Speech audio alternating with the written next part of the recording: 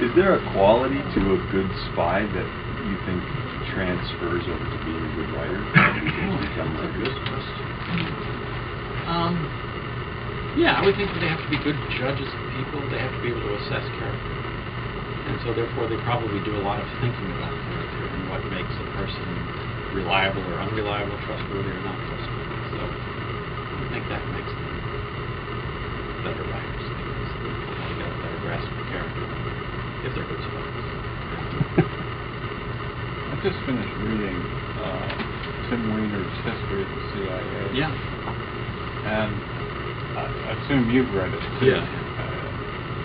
Am I mistaken, or is it as appalling as it seems to be how utterly inept and they were, and how they were the laughingstock of just about every other intelligence agency in the world, and how many lives they're especially in the early days. to cost in Asia and Eastern Europe. I think you'd probably be surprised at the ineptitude of a lot of the intelligence agencies. But yeah, and I think he laid it on probably a little thick at times, because he was condensing a lot, and the juiciest stuff was the failures.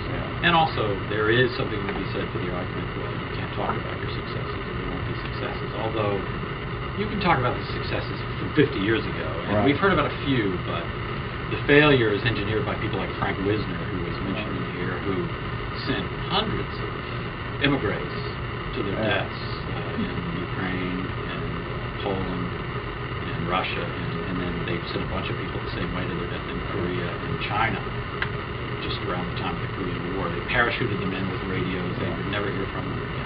Because they were waiting for them. Because they were waiting for them, because they were so thoroughly infiltrated. Their immigrant networks were so thoroughly infiltrated with intelligence people to the other side that every time they sent someone in, they were waiting for them with arms open. And it was hundreds those first few years. But it is true. I think what a lot of people don't realize about the early days of the CIA, and some of that comes through here, is that it was an author, Charles McCary, who writes very fine spy novels. He was a CIA deep cover operative in Europe for years. And he said that, and this is true, I found this true with all the people I interviewed and researched, that he had never once met a Republican among the membership of the CIA in the early days. They were all Democrats, they were all anti-Joe McCarthy, which you wouldn't necessarily think because they're out fighting communism themselves. They all thought it was a ridiculous witch hunt, and he was going after some of their people as well. And they were all very much idealists, and they were the good guys. I mean, you could not deny that. They're fighting for the right side, and they were idealists, and they were coming out of the war thinking, all right, now we have another war to fight, and it's our job. And some of them had seen firsthand the Soviets putting people on trains, just like similar to what the Nazis had done, and shipping them east out of these countries. They were in the East Bloc.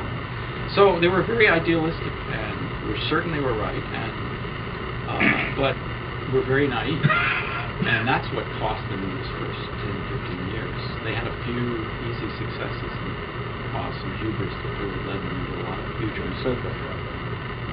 They said that. Yeah. Well, I do have one other question, which has always sort of been on my mind, and that is the relationship between the press and the CIA, or intelligence agencies, so certainly the American press and the CIA, and the British press and MI6. It seems to me that this was a product of a relationship that developed during World War II for the Americans, where everybody was in it together, and nobody really complained about censorship. You just, they even wore uniforms. They were all part of the same team. How would anybody have expected them to come, to turn around a year later in '46, say, and say, be adversarial? Well, we're not friends anymore. We're not doing your work anymore, and you're not doing ours. It was also because, we talk about the coziness of the relationship, it was also because, it was partly that, but it was also because in Georgetown, where all these top-level CIA people living, half the people they hung out with were Joe Alsop, Stuart Alsop, the columnist. There was a Broadway play on Joe Alsop a few months ago.